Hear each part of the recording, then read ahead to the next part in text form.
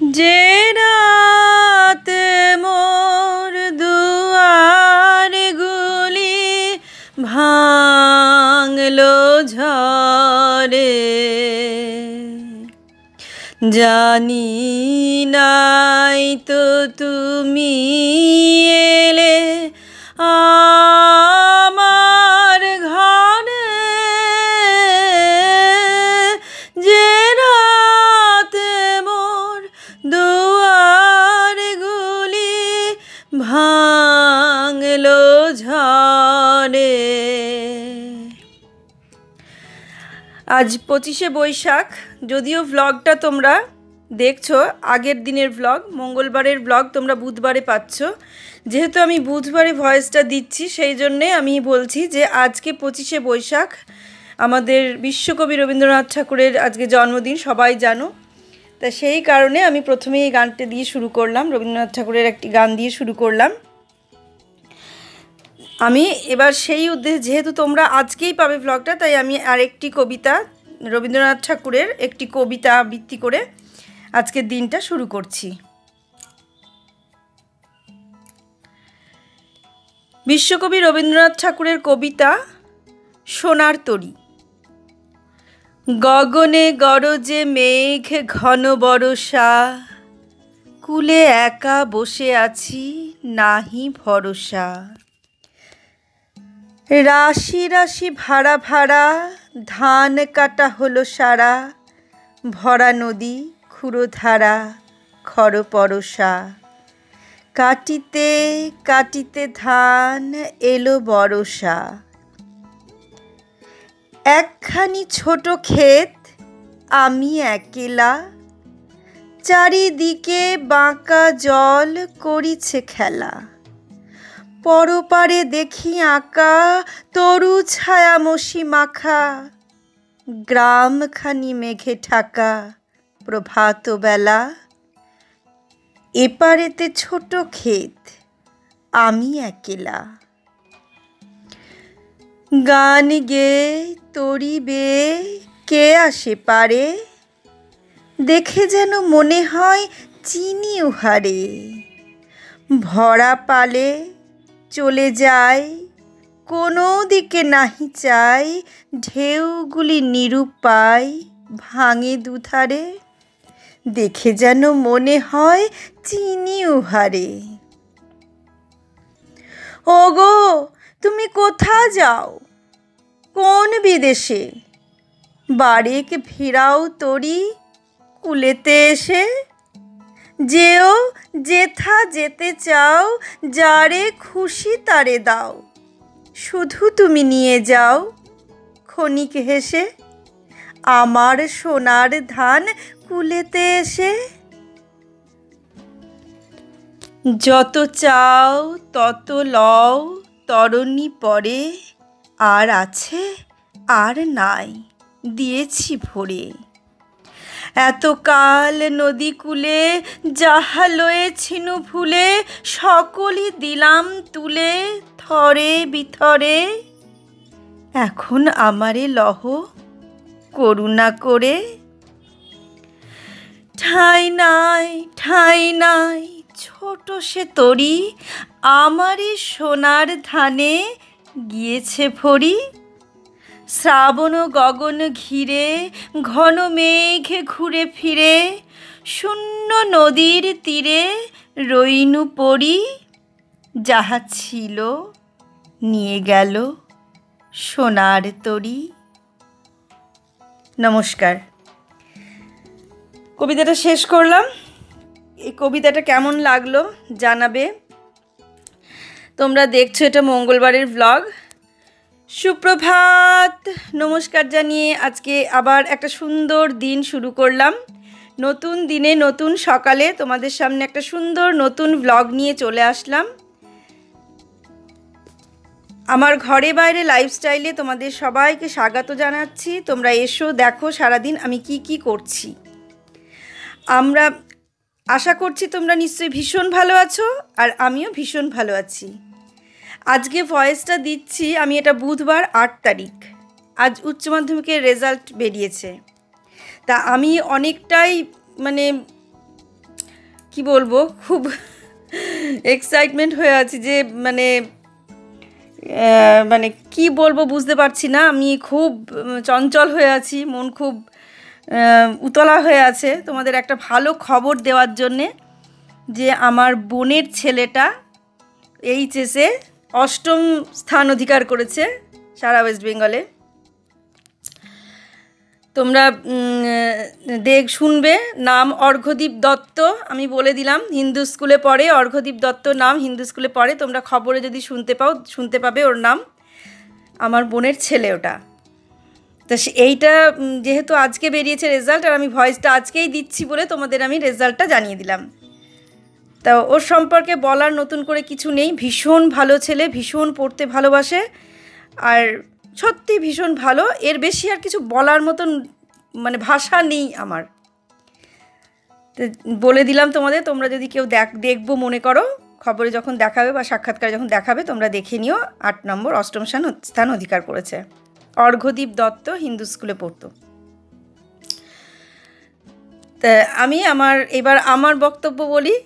আমি আমার দিনটা শুরু করলাম কাজের মধ্যে দিয়ে। আমার আজকে শরীরটা ঠিক ছিল না, মানে মঙ্গলবার যেটা ব্লগ দিচ্ছি, মঙ্গলবারে শরীরটা খুব মানে ক্লান্ত হয়ে আছে। বুধবারেও আমার শরীরটা ভীষণই ক্লান্ত। তা যতই ক্লান্ত থাক তবুও আমরা আমাদের কাজ কমপ্লিট করবই।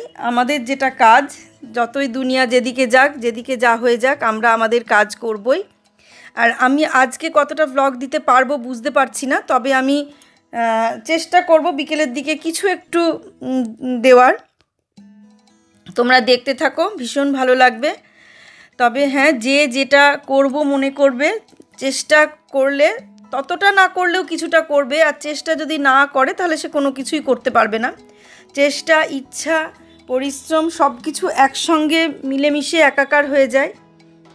তারপর তো ভাগ্য সাথ দেওয়ার ব্যাপারই আছে। পরীক্ষা দিলেই যে মানে ভালো পড়াশোনা করলেই যে হবে সেটাও না, তবে কিন্তু চেষ্টা করে যেতেই হবে, শুধু পড়াশোনার ক্ষেত্রে নয়। আমি যে কোনো কাজের ক্ষেত্রেই বলছি। আমি আমার কাজের ক্ষেত্রে এবার আসি। এই যে আমরা ইউটিউব করছি, আমরা যদি ফাঁকিবাজি মেরে কাজগুলো করি তাহলে তো হবে না। এই যে আমি যদি ভাবি আজকে কিছুই করব না, বসে বসে খানিক তোমাদের সঙ্গে গল্প করব, করে আমি ভিউজ বাড়াবো, কিন্তু সেটা তো হবে না ভাই। আমি যদি ভাবি যে আমি কাজ না করেই ভিউজ দিবে, কিন্তু সেটা তো হবে না। আমাকে তো কাজ করতে হবে, তোমাদের সঙ্গে তো কিছু কাজ শেয়ার করতে হবে। হ্যাঁ, যেদিন আমি পারলাম না সেদিন আমি বলে দিলাম যে আজকে আমি পারছি না, কিন্তু পারলাম অথচ ফাঁকি মারলাম। একদিন দুদিন অন্তর অন্তর আমি কিছু গল্প করে সময় কাটিয়ে দিয়ে চলে গেলাম, তাহলে তো কেউ দেখবে না। কে কতক্ষণ আমার ব্লগটা দেখবে?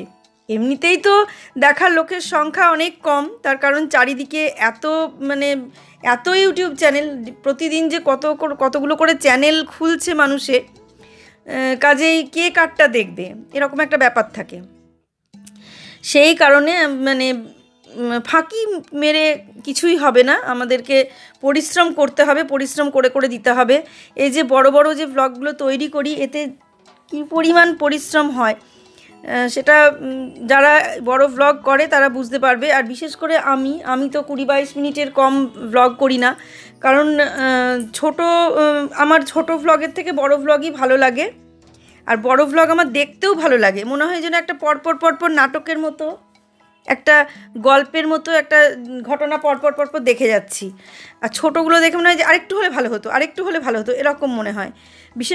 বিশেষ করে রান্নার রেসিপিগুলো যখন দেখায়, ছোট্ট একটু জায়গার মধ্যে, যখন একটুখানি টাইমের মধ্যে, 2 মিনিটের মধ্যে, 1.5 মিনিটের মধ্যে যখন রান্নার রেসিপিগুলো দেখায়, তখন এত স্পিড করে দেয় তারা, ওই স্পিডে দেখায়, তখন আমার মনে হয় এত স্পিডে আমি তো বুঝতে পারছি না, আরেকটু ধীরে হলে আমার ভালো হতো। আসলে আমি একটু ধীর লয়ে চলি বলেই মনে হয় আমার ওই ধীর লয়টাই বেশি ভালো লাগে। যে কোনো ক্ষেত্রে আমি মানে ধীরে ধীরে সমস্ত কিছু করি, দেখে শুনে বুঝে। হ্যাঁ, তবে যেটা বুঝে নিই একবার, সেটা কিন্তু আর দ্বিতীয়বার আমাকে তাকিয়ে দেখতে হয় না। ঠিক সেই কারণে আমি প্রথমবারেই চেষ্টা করি যে সেটাকে বুঝে নেবার। যে কোনো রান্নার রেসিপি আমি একবারই দেখি, বারবার দেখি না। সেই কারণে যে রান্নার রেসিপিগুলো যখন দেখি বড়োভাবে দিয়েছে, 5 মিনিট 7 মিনিটে দিয়েছে, আমি সেইগুলো দেখি। বেশ অনেকটা টাইম নিয়ে আমি সুন্দরভাবে দেখে নিই আর মাথার মধ্যে গেঁথে নিয়ে তারপরে আমি যখন সেটাকে করি, তখন হয়তো তারা যেটা করেছে তার থেকে আরেকটু অন্যরকমভাবে এক্সপেরিমেন্ট করি, যে দেখি আরেকটু অন্যরকমভাবে কেমন হয়। এটা তো ওরা এরকমভাবে করেছে, আমি তাহলে এর সঙ্গে আরেকটু কিছু দিয়ে দেখি কীরকম হয়। তা এই হলো ব্যাপার। আমি সেই কারণে আমি বড় ভ্লগ নিজেও দিতে পছন্দ করি, আর বড় ভ্লগ দেখতেও পছন্দ করি। 15 মিনিটের ভ্লগ, 11 মিনিটের ভ্লগ, এরকম বড় ভ্লগগুলো দেখতে আমার ভীষণ ভালো লাগে। আর এই দেখো স্নান করে চলে আসলাম, এসে আমি ঠাকুর ঘরে চলে আসলাম, পুজোটা করে নিচ্ছি। আমি আমার গোপালকে রেগুলার দেখাবো এখন থেকে, ভাবছি যে প্রতিদিনই আমি আমার গোপালকে দেখাবো। তা আজকে আর দেখাবো না, কারণ আমি অক্ষয় তৃতীয়া থেকে আমি চেষ্টা করব প্রতিদিনই একটু না একটু করে আমি আমার গোপাল বাবাজিকে দেখাতে। তো সেই জন্য অক্ষয় তৃতীয়া পর্যন্ত একটু অপেক্ষা করছি, একটু ব্যস্ত আছি, জামা কাপড় হ্যান ত্যান এই সমস্ত কেনাকাটা করছি। তোমরা দেখতেই পাচ্ছ যে আমি কি কেনাকাটা করছি, কিভাবে কি করছি, তোমরা দেখতেই পাবে। মানে এই ভিডিওতেও আমি দেখিয়ে দিয়েছি কি কিনেছি। তা আমার গোপাল বাবাজির জন্য এই সমস্ত কেনাকাটা করতে ভালো লাগে। আর সেই পরিমাণ যদি অর্থ থাকতো তাহলে হয়তো আমি আরও বেশি কিছু কিনতে পারতাম ওর জন্য। মানে ইচ্ছে ছিল, যেমন ধরো গহনাগুলো সবসময় ওই গোল্ডেন কালারের যে সমস্তগুলো সেগুলো পরিয়ে রাখি ইমিটেশনে। এবার ইচ্ছা যে একটুখানি পুঁথি বা স্টোন এই সমস্ত কেনার। তা এই মুহূর্তে ওগুলো কিনতে গেলেও তো মানে কিছুটা টাকার দরকার। তা সেই কারণে এখনও কিনছি না, জন্মাষ্টমীতে কিনবো বলে ভেবে রেখেছি। তা কি কিনেছি সেগুলো আমি এই ভ্লগের শেষে দেখিয়েছি, তোমরা দেখবে, খুব ভালো লাগবে। আর এই দেখো পুজোটা করে নিই, পুজো করে গিয়ে আবার ওদিকে গিয়ে আবার একটু কাজ আছে বলতে খাবো, তার জন্য একটু ডিম ভেজে নেব আর কটা পাঁপড় ভেজে নেব। আমাদের এখন মাছের ঝোলটা একদমই হচ্ছে না, কারণ মাছের ঝোলটা করলে কেউ খেতে চাইছে না, ডালটা খুব ভালো খাচ্ছে, সেই কারণে ডাল হচ্ছে রেগুলার, আমরা ডাল দিয়ে রেগুলার ভাত খাচ্ছি। যা আমি তো আমার কথা আর বলো না, আমার কথা বলে লাভ নেই, আমার তো কি আর বলবো, ভাত খেতে কেন ভালো লাগে না আমি জানি না। ছোট থেকে আমার কোনো দিনই ভাতটা খেতে ভালো লাগে না। ওই তো বললাম, মা জোর করে মেখে জোর করে খাইয়ে দিত, সেইটুকুই। জোর না করলে আমি ভাত খেতে পারতাম না, চাইতাম না আর কি। এটা ওটা সেটা মুড়ি পাউরুটি এই সমস্ত দুধ পাউরুটি এই ধরনের জিনিসগুলো খেয়ে, ফল এই টাইপের জিনিসগুলো খেয়ে দিন কাটিয়ে দিতাম। মাছও তাই, কোনো মাছই ছোটো থেকে যে খুব মানে এটা মাছ সেটা মাছ খেতে ভালোবাসি তা না, আমি ওই কয়েকটা মাছ খেতেই ভালোবাসি, তাছাড়া মাছের ওপর অত ভক্ত না। আবার এখন যেমন মাংসর ওপরও ভক্তি উঠে গেছে, ওটাও যে খুব বেশি ভালো লাগে তা লাগে না। সেই জন্য খাওয়া টাওয়াগুলোর ওপরে ভক্তি একদমই চটে গেছে চিরকালই। আমি বললাম তো তোমাদের এর আগের দিন, সেদ্ধ শাকসবজি, ফল বা কাঁচা এই টাইপের জিনিসগুলো খেতেই বেশি পছন্দ করি। সেই কারণে আমি ভাত না খেয়ে দিনের পর দিন কাটিয়ে দিই, 2 দিন 3 দিন 4 দিন ভাত না খেয়েও কাটিয়ে দিই। মাঝখানে আমি এমন হয়েছিল, আমার যখন 75 কেজি ওজন ছিল, তখন থেকে আমি যখন 40 কেজি ওজনে নিয়ে আসলাম, 30 কেজি ওজন যখন কমালাম, আমি তখন 6 বছর 7 বছর ধরে একটানা ভাত খাইনি। মানে অদ্ভুত ব্যাপার। কোথাও কোনো অনুষ্ঠানে গেলে পরে, যেখানে খেতে বসতাম যখন, তখন ওই ক্যাটারিং যখন দিতে আসতো, আমি সামান্য একটু ডাল আর ভাত নিতাম, আর কিচ্ছু নিতাম না, নিয়ে ওই এটা ওটা খেয়ে উঠে যেতাম, ভাত আর খেতাম না। এই রকম ছিল, দীর্ঘ আমি 6-7 বছর একটানা ভাত খাইনি। সবাই শুনে অবাক হয়ে যাবে যে খাইনি, বিশ্বাসই করতে পারবে না। যারা দেখেছে চোখের সামনে তারা বিশ্বাস করবে, আমার বান্ধবী যারা, তারা জানে, আর আমার বাড়ির লোকেরা জানে যে আমি এইভাবে খেয়ে না খেয়ে দিনের পর দিন কাটিয়ে দিয়েছি, ভাত না খেয়ে। অন্য খেয়েছি, সবজি সেদ্ধ খেয়েছি, ফল খেয়েছি, বিভিন্ন টাইপের জিনিস খেয়েছি, কিন্তু আমি বেসনের চিলা খেয়েছি, ওটস খেয়েছি, বিভিন্ন ধরনের জিনিস খেয়ে আমি ওজন কমিয়েছি। 70 কেজি থেকে 40 কেজিতে নিয়ে এসেছিলাম, সেটা কম সাংঘাতিক ব্যাপার নয়। তা কোনো ডায়েটিশিয়ান দেখায়নি, আমি নিজেই ওগুলো করেই কমিয়েছিলাম, তাতে আমার কোনো অসুবিধা হয়নি। তবে ডাক্তারে বলেছিল যে হ্যাঁ এই ওজনটা ঠিক, আমার হাইটে আমার এই ওজনটাই ঠিক, এর থেকে ওজন আর কমানোরও দরকার নেই আর বাড়ানোরও দরকার নেই। তা এখন একটু বেশি আছে, 40-এর বেশি আছে, কিন্তু চেষ্টা করছি যে আর একটু কমানোর। সুগার থাকলে ওজনটা কমানোরই দরকার, সুগার বলো, প্রেশার বলো, কোলেস্টেরল এই সমস্ত থাকলে ওজন সবসময় কমিয়ে রাখলে শরীরটা সুস্থ থাকা যায়। তো সেই কারণে ওজন কমিয়ে রাখারই চেষ্টা করি। আর তারপরে আমার হাইট তো বেশি না, আমার হাইট খুব শর্ট, সেই কারণে আমি মোটা হয়ে গেলে দেখতেও ভালো লাগে না, একদম বাজে লাগে। সেই কারণে একটু রোগা থাকাই ভালো। রোগা থাকলে অনেক অসুখ থেকে বাঁচা যায়, চলে ফিরে কাজ করার সুবিধা হয়, এরকম ব্যাপার আর কি। তাই যে ডিম ভেজে নিচ্ছি। আমি আবার ডিমটা একটু কাঁচা কাঁচা ভাজা খেতে, বললাম না সব ব্যাপারে আমি একটুখানি কাঁচা কাঁচা ভালোবাসি। যেমন ডিম সেদ্ধ করলে হাফ বয়েল ভালোবাসি, একদম ফুল বয়েল ডিম আমি খেতে ভালোবাসি না। এই যে অমলেটটা করলাম, দুটো করলাম, একটা পুরোপুরি ভাজা আর একটা আধ ভাজা, মানে একটা পিঠ ভাজলাম আর এক পিঠ উল্টে রেখে দিলাম, মানে ভেতরটা ভাজলাম না, ভেতরটা কাঁচাই থাকলো, ওই কাঁচা কাঁচা ভাবটাই আমি খাবো। মানে এই রকম হয়তো আমাকে ভাববে লোকে মানে কি বাবা এ আবার সব কাঁচা কাঁচা খেতে পছন্দ করে। না, দেখতে দেখতে আমার সমস্ত হয়ে গেল। এবার কটা পাঁপড় ভেজে নিয়ে খাওয়া দাওয়া করব, করে তারপর মানে কি কি কেনাকাটা করেছি সেগুলো তোমাদের সঙ্গে শেয়ার করব। দেখতে থাকো। এই যে পাঁপড়গুলো ভেজে নিলাম, ডাল হয়েছে, একটু পাঁপড় আর একটু ডিম ভাজা হলেই হয়ে যায়, আর কিছু লাগে না। আর আমি তো বললাম তো রান্না করা সবজি খুব একটা ভালোবাসি না। তা আমার গান কবিতা কেমন লাগলো তোমরা জানাবে। আর চেষ্টা করছি আজ বিকেলেও সেই রকম ধরনেরই কিছু একটুখানি দেওয়ার, যেটা কালকে ব্লগে তোমরা দেখতে পাবে, শুনতে পাবে আর কি। আর সারাটা দিন আমি যা যা করলাম সেগুলো তোমাদের কেমন লাগলো জানাবে। আমার ব্লগটা তোমাদের কেমন লাগলো, আর আমি যেগুলো বললাম সেই সমস্ত কথাগুলোই বা তোমাদের কেমন লাগলো সেটাও তোমরা জানিয়ে দেবে।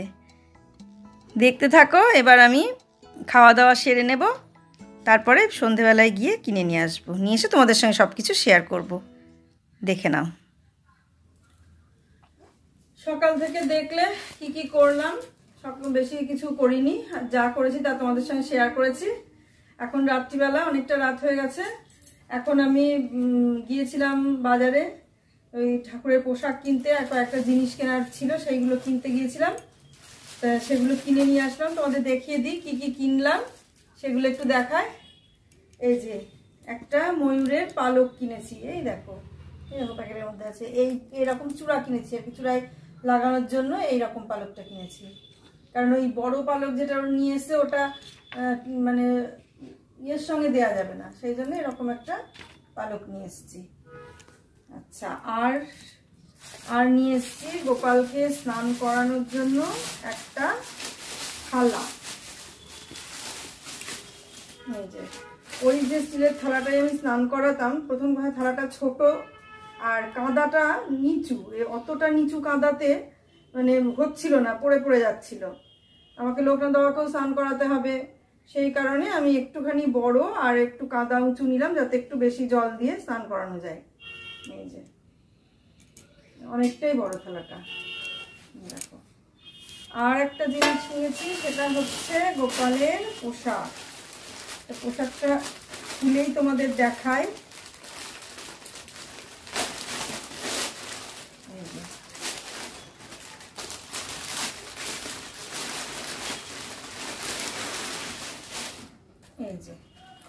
এই হচ্ছে গোপালের পোশাক। এই ড্রেসটা, এটা হচ্ছে ঘাগরা নিচে, এই যে এটা হচ্ছে নিচের ঘাগরাটা। মানে এই বড় মাপটা পাওয়ার জন্যই আমাকে এত খাটনি করতে হলো, 2-3 দিন যেতে হলো। তারপর আজকে আবার মাপ নিয়ে গেলাম, নিয়ে আসলাম। এটা নিচে দুটো ইয়ে লাগানো আছে, এরকম পেছন দিকটা। এখান থেকে এইটুকু আলাদা একটা লাগানো আছে, আবার এখান থেকে এটুকু আর একটু মোটা লাগানো আছে, যাতে বেশি ছড়িয়ে থাকে, সেই কারণে। এইটা আর এটা 3 পিস, এর সঙ্গে আরো দুটো আছে। এই যে এটা হচ্ছে ওড়নাটা, এটা ওড়নাটা। আমি ভাবছি যখন ওড়না দেবো তখন শুধু ওড়না দিয়েই দেবো, আর না হলে যখন ইয়েটা দেবো, এই কি বলে জামাটা পরাবো, তখন শুধু জামা পরিয়েই দেবো, কারণ দুটো একসঙ্গে দেওয়ার কোনো দরকার নেই। আর এই যে জামাটা দেখো কি দারুণ, খুব সুন্দর জামাটা।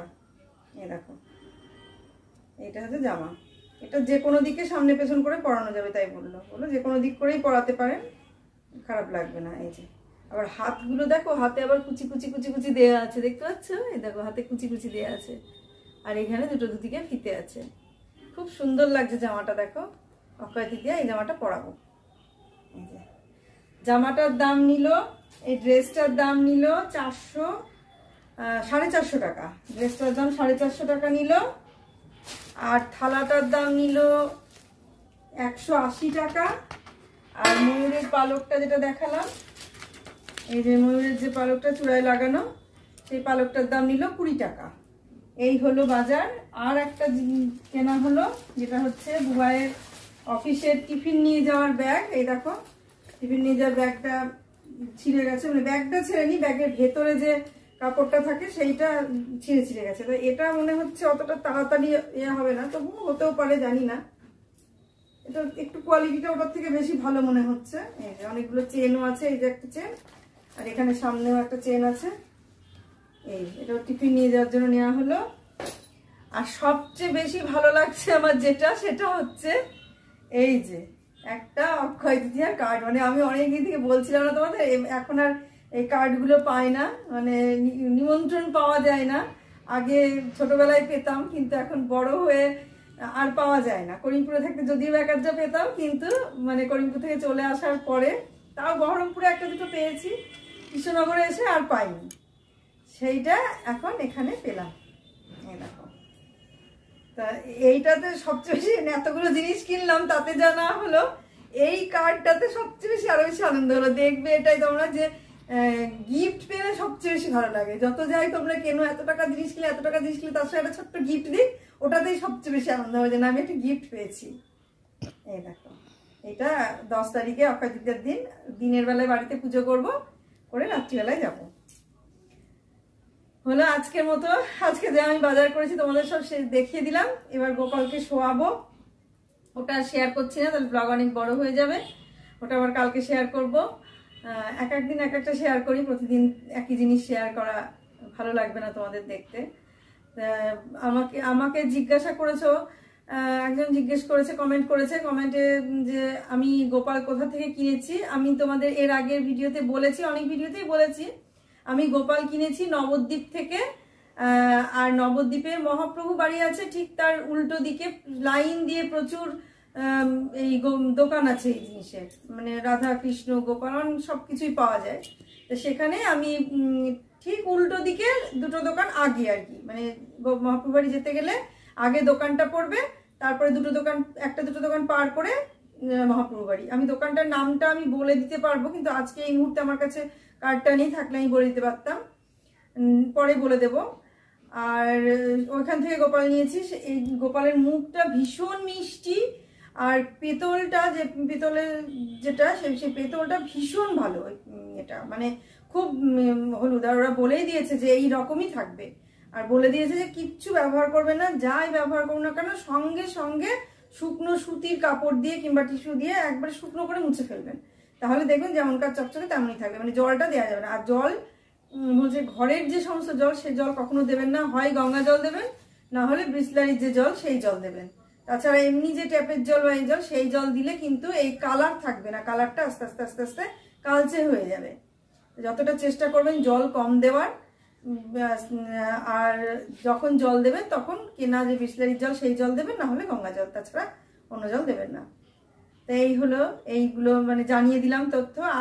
আর হচ্ছে খাট আমি কিনেছি নাগের বাজার থেকে, মন্ডল ফার্নিচার।